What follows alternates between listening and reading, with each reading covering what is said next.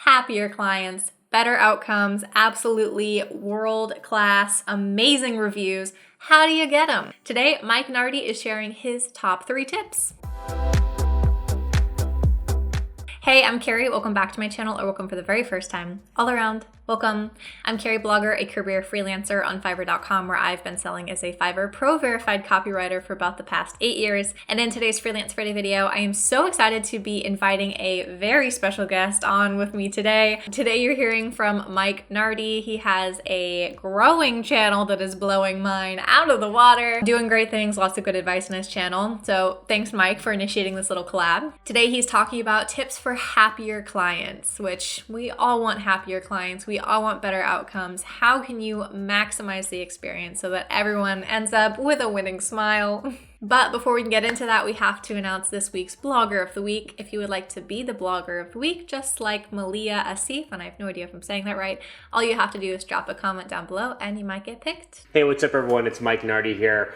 So first off, I just wanted to say big thank you to Carrieblogger for agreeing to host me on her channel. We're both doing similar things. We create videos to help freelancers, Fiverr sellers, just people looking to create an income, start their freelancing journey online. We're trying to put out content to help you guys and gals do that. So I really love what Carrie's doing, and I'm really excited to be featured on the channel. And in today's video, I'm gonna be talking about top tips to creating happier clients on Fiverr.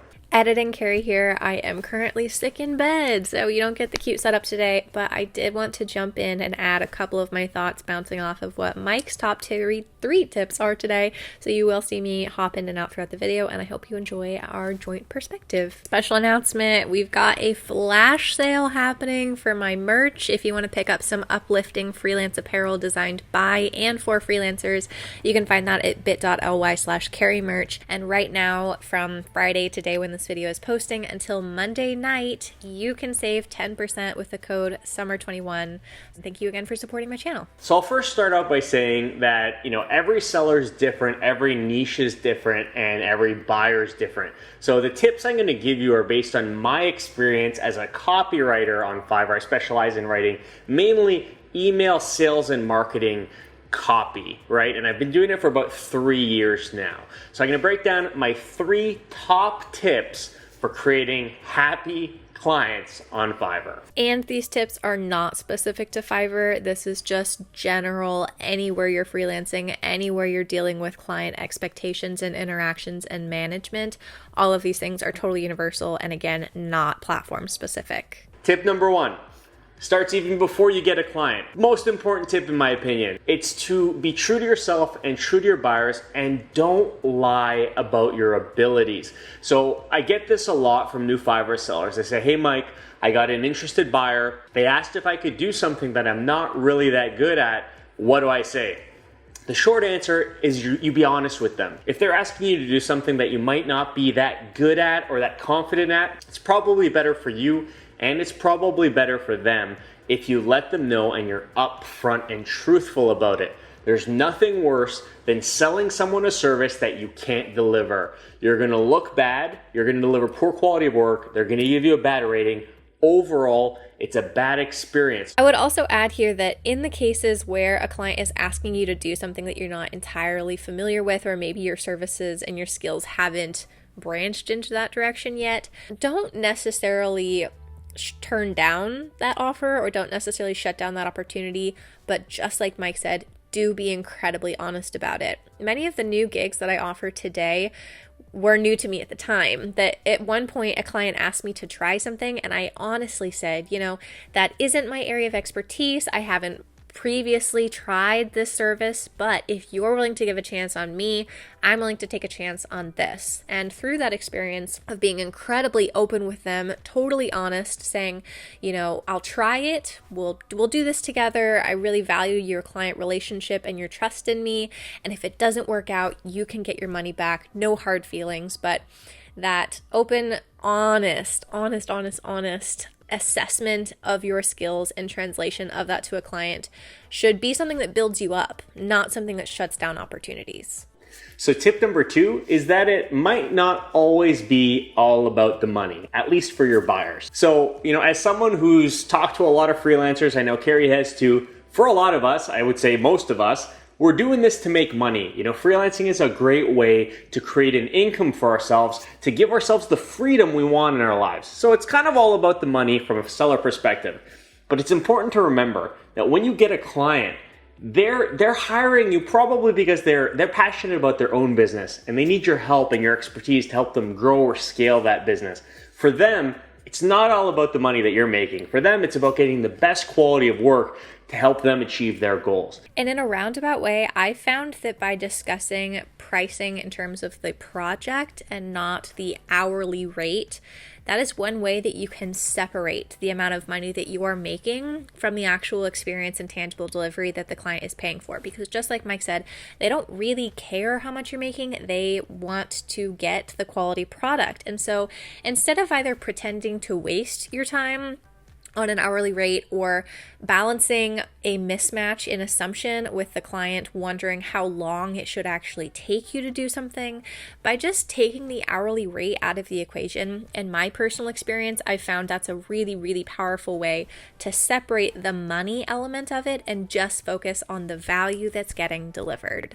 So when you get a client, really just try to stay grounded and remember that, for you, it's great. You're making money and, you want to bang out the order and on to the next one to keep growing your business. And that's great. Deliver stuff that's going to be quality. Really try to understand your buyers and deliver work that will accomplish what they're trying to accomplish. Will solve for pains they're having, or will provide something to them that will truly make their life or their businesses a lot better. It's not all about the money. It's really important that we're, always keeping our clients' best interests in mind. And I'm going to challenge each and every one of you right now to just make your motto for your work life and your life in general that all of it's not about the money. I think so passionately that we need to be creating something that has real value, that has positive impact on the world.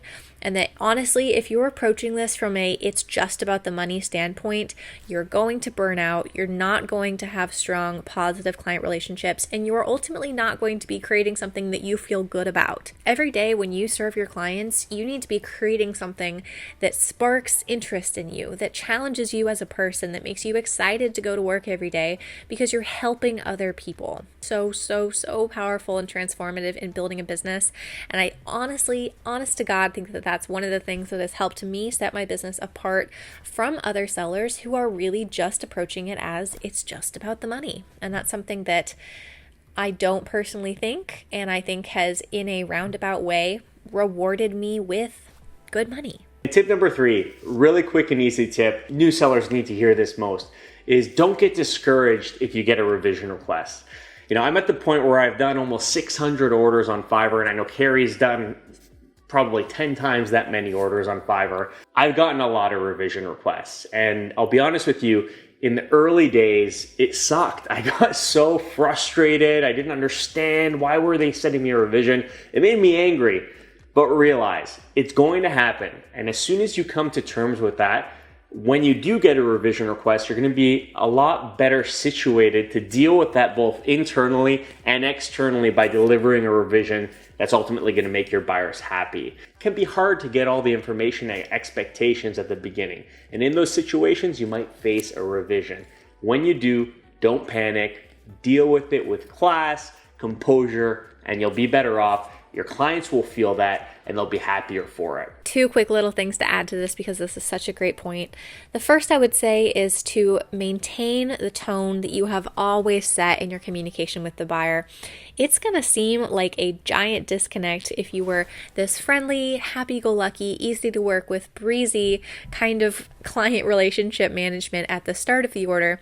And then as soon as they request a revision, all of a sudden if you're a hard ass and you're pointing back to your requirements section and you're saying, well, this is what you paid for and this is what you get, that tone shift is especially aggravated when you're working in a written communication environment. I would also say that if a revision request happens, Don't be afraid to stand up for yourself, and not in a defensive way. Many times, especially with a client who doesn't speak English as their first language, or perhaps there is a pretty serious language barrier, as a writer myself, sometimes they'll come to me and say, I don't think this is right, I need these to change. And I'll say, I can make those changes if you want, but as the professional that you're paying and trusting to work on this project, I'm telling you in my professional opinion that I stand behind what I wrote and that I truly recommend that you use it, try it, and see that it works. They may be requesting revisions that are not necessarily good for them or their brand. Many, many times those clients say, you know what,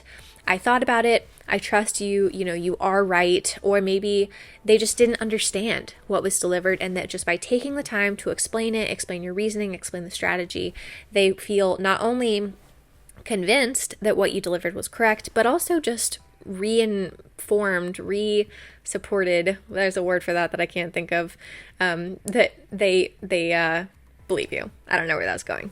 Like I said, I'm sick. Okay. Anyways, that's all I have for you. So Carrie, thanks for featuring me on the channel. I hope these tips were helpful. If anyone has any questions, hit us up in the comments. I'm sure Carrie and I will both be happy to answer them. So until next time, cheers. Thank you again, Mike, so much for sharing your tips with us today. I hope that you guys on my channel really appreciate his different perspective. I also posted my own top 3 tips on his own channel, how to improve your search rank on Fiverr. I recommend you go check out his channel and subscribe.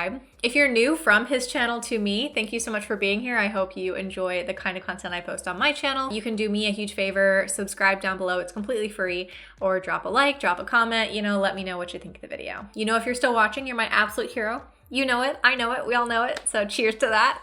You are worth more than your workload, and let's get back to work.